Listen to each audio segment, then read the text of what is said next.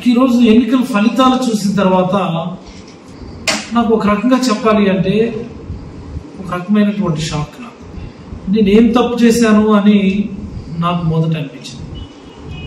సరే, నా మీద ఈ 5 ఏళ్ల కాలంలో విపరీతమైనటువంటి అసత్య ఆరోపణలు చేసి నా ప్రతిష్టను తగ్గించాలను, లేకపోతే నా క్యారెక్టర్ని అసాసినేషన్ చేయాలని ఎన్ని ప్రయత్నాలు చేశారో కూడా మీరు అందరూ కూడా చూశారు. రకరకాల మాధ్యమాల ద్వారా నాకు, నా కుటుంబాన్ని, వ్యక్తిత్వాన్ని హననం చేస్తూ వాళ్ళు చేసినటువంటి వ్యక్తిత్వ దాడి మీరందరూ కూడా చూశారు.